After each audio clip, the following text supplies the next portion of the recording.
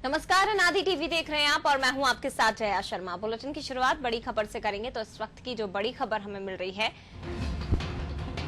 सीधे उसका रुख करेंगे। गुना की घटना को लेकर सियासत लगातार गर्मा रही है और ये बड़ी खबर इस वक्त की राहुल गांधी ने भी इस घटना को लेकर ट्वीट किया है। तो हमारी लड़ाई ऐसी सोच और अन्याय के खिलाफ है, ये राहुल गांधी ने ट्वीट किया है। तो गुना की घटना को लेकर जो सियासत है वो दिल्ली तक अब पहुंच गई है और राहुल गांधी ने भी इस घटना पर ट्वीट किया और उन्होंने कहा है कि हमारी लड़ाई ऐसी सोच को लेकर ही है, अन्याय के खिलाफ है। और इसके पहले आपको बता दें, बसपा सुप्रीमो मायावती ने भी ट्वीट किया था, बीजेपी कांग्रेस में कोई फर्क नहीं।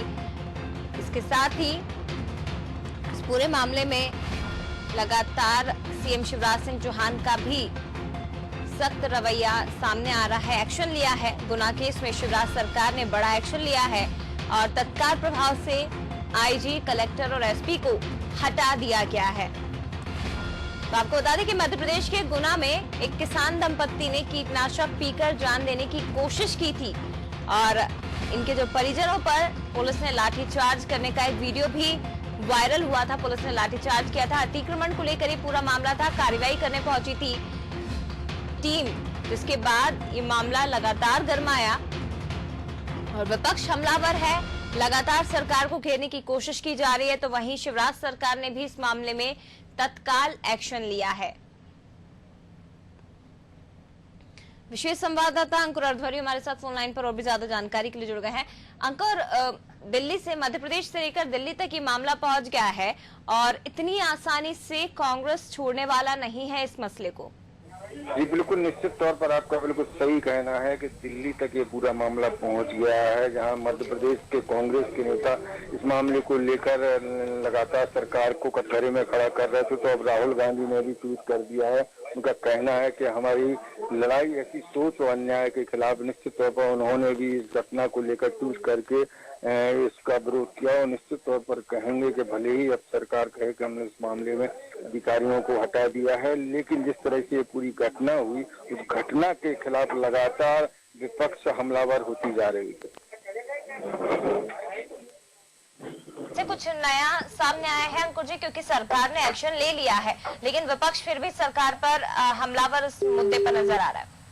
चलिए, लगता है संपर्क टूट गया। शुक्रिया आपका जानकारी देने के लिए। लेकिन इस वक्त की बड़ी खबर आपको बता रहे हैं भोपाल से, जहां गुना केस में अब राहुल गांधी ने भी ट्वीट किया है। राजधानी भोपाल से लेकर दिल्ली तक ये सियासत गरमाई हुई है। गुना का केस दिल्ली पहुंचा और राहुल गांधी ने इस घटना पर ट्वीट किया और लिखा कि हमारी लड़ाई इसी सोच और अन्याय के खिलाफ है।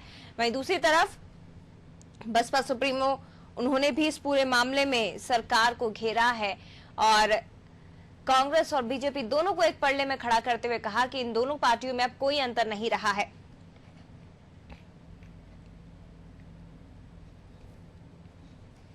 तो शिवराज सरकार ने भी इस मामले में बड़ा एक्शन लिया। तत्काल प्रभाव से आईजी, कलेक्टर और एसपी को हटाया गया है। आईजी पुलिस मुख्यालय में पदस्थ अविनाश शर्मा को ग्वालियर रेंज का नया आईजी और राजेश कुमार सिंह को गुना का नया एसपी बना दिया गया है।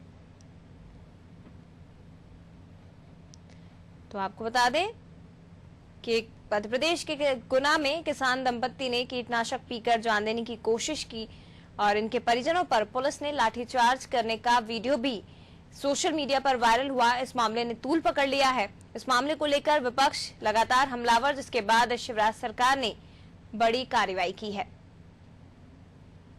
विकास बोंद्रिया हमारे साथ फोन लाइन पर बीजेपी से जुड़ गए हैं। विकास जी, स्वागत है आपका।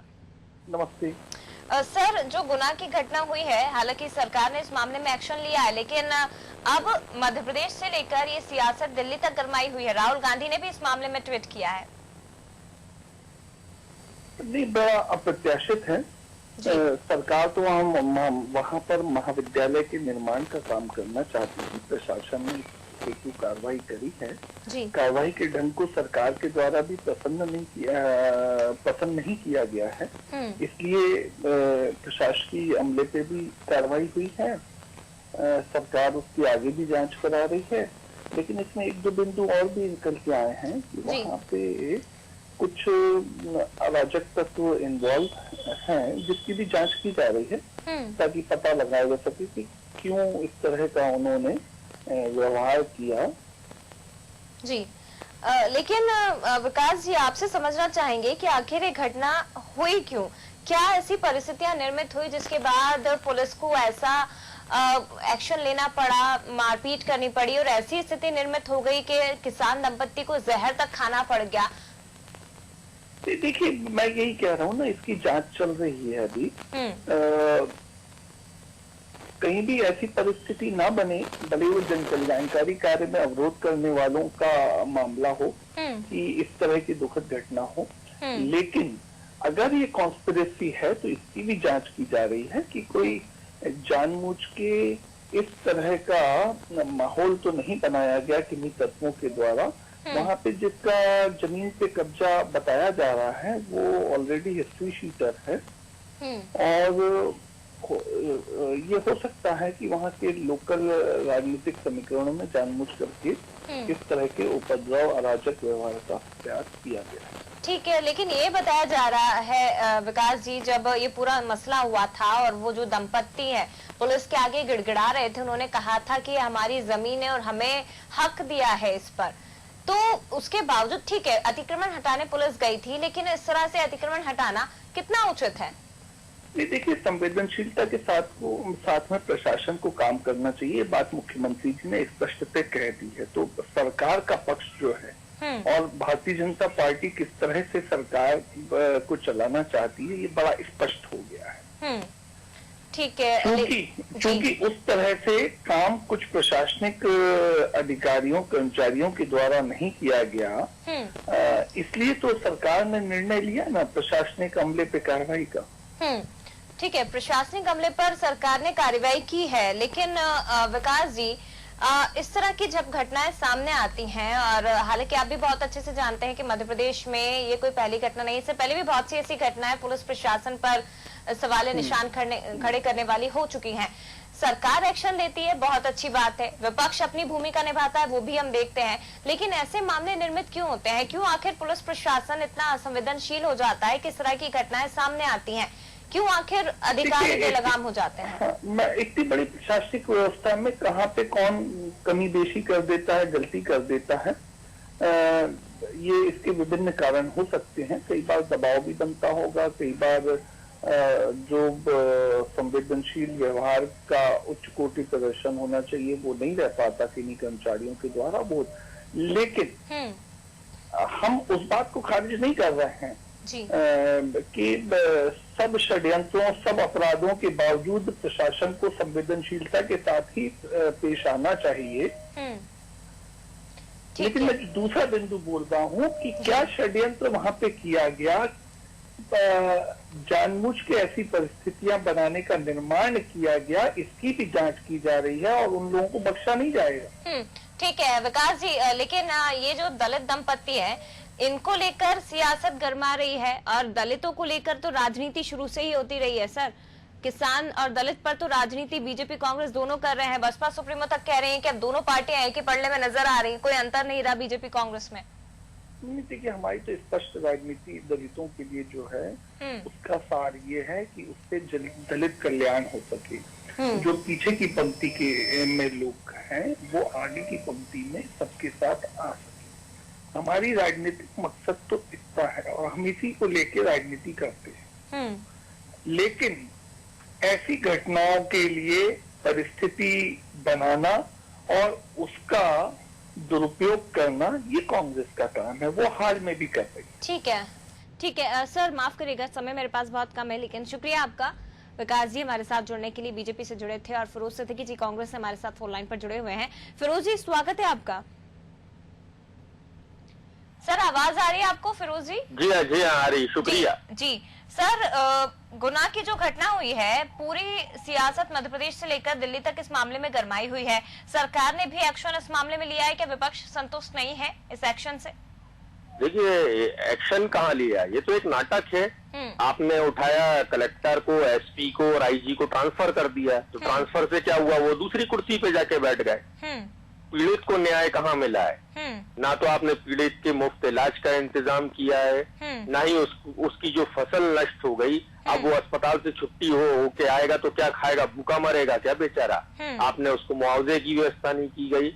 ये प्रशासन का कौन सा अमानवीय चेहरा है कि बरसते पानी में, जब बारिश का मौसम है, किसी ने अपना पैसा लगा के फसल बोई हुई है और आपने जाके उसकी फसल उजाड़ दी, उसको अंतिम न्याय की सीढ़ी तक पहुंचने का मौका नहीं दिया। क्या प्रशासन उनको समझाइश नहीं दे सकता था? उनके जिस तरीके से फोटोज चल रहे हैं, और मेरे ख्याल में वो सही फोटोज हैं वो, कि बच्चे रो रहे हैं, बिलक रहे हैं, आप महिला के कपड़े फाड़ रहे हैं, प्रशासन लात मार रहा है, डंडे मार रहा है, तो क्या भारत का नागरिक या जो फिरोज जी, अगर सेक्शन से इस कार्रवाई से विपक्ष होने के नाते आप संतुष्ट नहीं हैं, तो फिर तो कांग्रेस को ही आगे कदम बढ़ाना चाहिए। लगातार आपको ऐसे कदम उठाने चाहिए कि सरकार मजबूर हो, उनके इलाज की व्यवस्था की जाए, उनकी जो परेशानियां हैं जमीन को लेकर, ये पूरा अतिक्रमण को लेकर ये पूरा विवाद उत्पन्न हुआ था, तो कांग्रेस इस मामले में क्या कदम उठा रही है सरकार की नींद खोलने के लिए?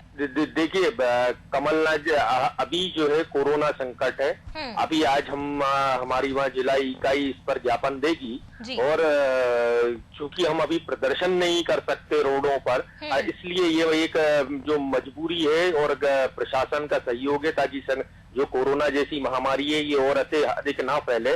लेकिन लगातार ट्विटर के माध्यम से, मीडिया के माध्यम से जो सरकार है, सरकार के ऊपर कांग्रेस दबाव बनाए हुई है, और अगर यदि नहीं माने, यदि पीड़ित को पूरा न्याय नहीं मिला तो वो कांग्रेस पार्टी चुप नहीं बैठेगी। यही बराबर का घटनाक्रम जो है छतरपुर में हो रहा है, कि वहाँ national highways authority of India किसानों की बात नहीं सुन रहे, वहाँ कलेक्टर किसानों की बात नहीं सुन रहे, और इस बरसते मौसम में बिना विस्थापन के वहाँ छतरपुर में भी लोगों के घर जो है जमींदोज किए जा रहे हैं। ये कौन सा अमानवीय चेहरा है, और ये कौन सा विकास हो रहा है जिसमें मानव का ही विकास नहीं हो? ऐसे इस विकास का क्या औचित्य है? कांग्रेस पार्टी का कंसर्न ये है कि अगर आपको रोड बनाना है, प्रशासन को कार्रवाई करना है, लेकिन अमानवीयता तो नहीं होनी चाहिए। नागरिक को सम्मान के साथ जीने का अधिकार है।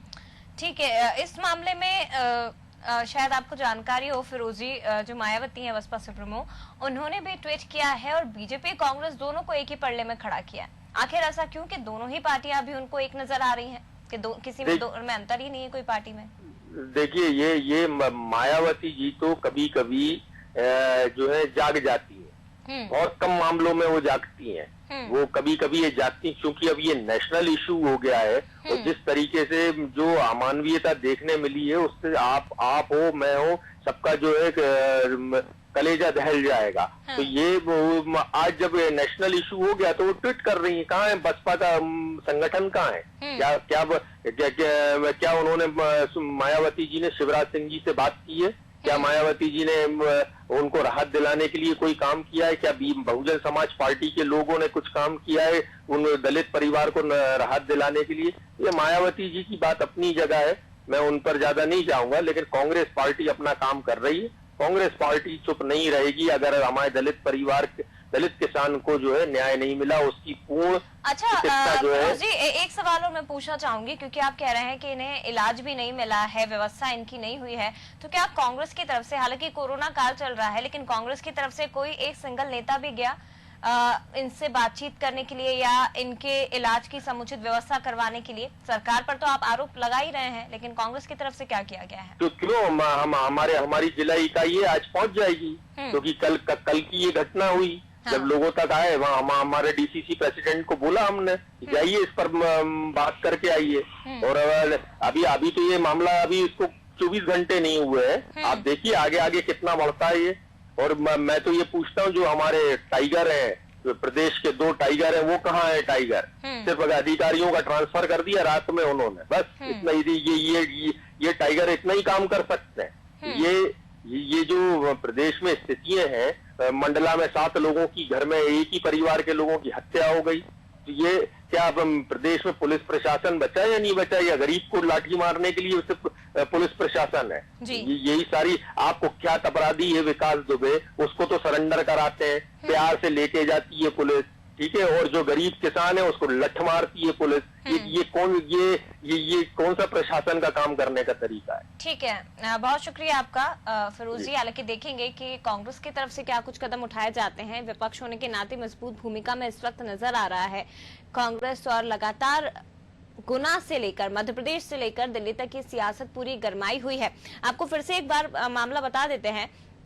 गुना में प्रशासन की ओर से अतिक्रमण हटाने का अभियान चलाया जा रहा था, और इसी दौरान जब एक जमीन पर अतिक्रमण हटाने के लिए पुलिस प्रशासन का अमला पहुंचा तो किसान दंपत्ति की पिटाई की गई। ये वीडियो भी वायरल हो रहा है। किसान दंपत्ति की पिटाई की गई। इसके साथ विरोध करते हुए किसान दंपत्ति ने कीटनाशक पी लिया, खुदकुशी करने की कोशिश की। इस पूरे मामले को लेकर बवाल लगातार गर्माता जा रहा है। दिल्ली तक की सियासत पहुंच गई है। वीडियो वायरल हो रहे हैं। राहुल गांधी ने भी ट्वीट किया है, बसपा सुप्रीमो मायावती ने भी ट्वीट किया है। इसके बाद जब मामला बढ़ा तो सीएम शिवराज सिंह चौहान ने एक्शन लिया। गुना कलेक्टर और एसपी को भी तुरंत हटा दिया गया है। लेकिन इस पूरे मामले में अब सवाल कई खड़े हो रहे हैं कि आखिर संवेदनशीलता पुलिस प्रशासनिक अमले की कहां गई, और क्या ऐसी स्थितियां वहां पर निर्मित हुई थी कि मारपीट करनी पड़ी।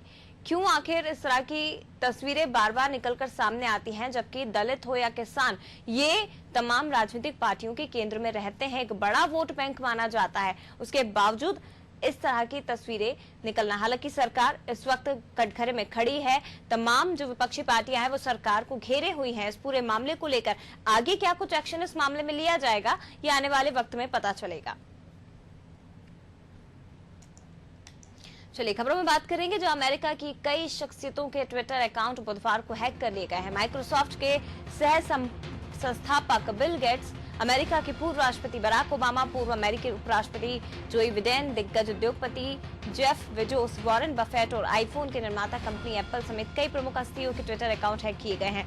हैकर इन अकाउंट से ट्वीट कर बिटकॉइन मांग रहे हैं। हैकरों ने माइक्रोसॉफ्ट के सह संस्थापक बिल गेट्स के ट्विटर अकाउंट से ट्वीट किया कि हर कोई मुझसे वापस देने को कह रहा है और अब समय आ गया है। मैं अगले 30 मिनट में BTC एड्रेस पर भेजे गए सभी पेमेंट को दुगना कर रहा हूं। आप मुझे $1000 भेजिए, मैं आपको $2000 भेजूंगा।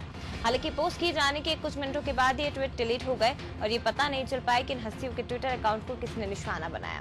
ट्विटर ने इस घटना के बाद ट्वीट और रीट्वीट फंक्शन को डिसेबल कर दिया। इस घटना के बाद ट्विटर ने कहा कि ट्विटर हैक होने की हमें जानकारी है, हम इस मामले की जाँच कर रहे हैं।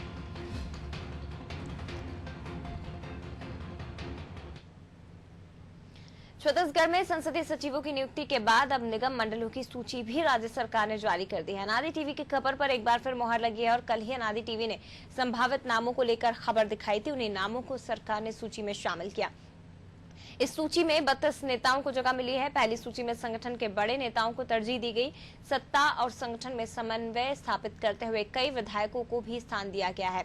सूची में सबसे ज्यादा रायपुर से 14, बस्तर से 6, सरगुजा, बिलासपुर और दुर्ग से 4-4 नाम शामिल हैं।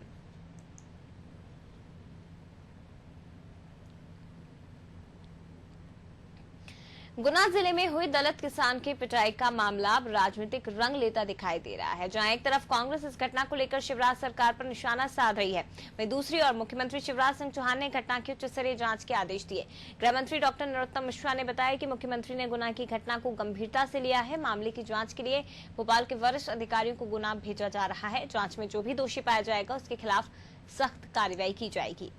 गुना की घटना काफी गंभीरता से आज बैठक में लिया है। माननीय मुख्यमंत्री जी ने गुना के अंदर हुई घटना की उच्च स्तरीय जांच के आदेश दिए। भोपाल से वरिष्ठ अधिकारी घटना स्थल पर तत्काल जाएंगे और घटना क्यों हुई, क्या परिस्थिति थी, क्या कारण थे, कौन दोषी है और दोषी पर क्या कार्रवाई हो, इसकी रिपोर्ट तत्काल देने को कहा है। भोपाल से AJK के अधिकारी वहां रवाना होंगे।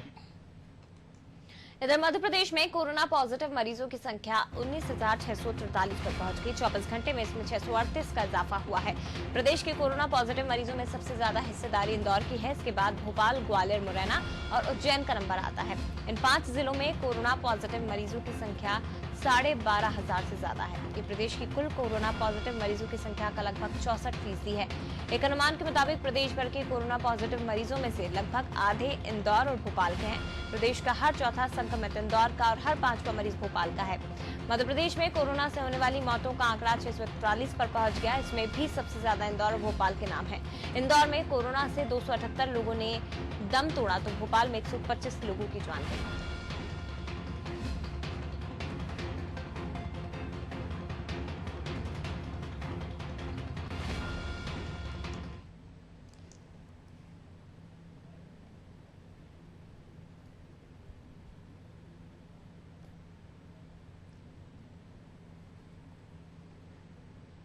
और इसी के साथ इस बुलेटिन में फिलहाल इतना ही।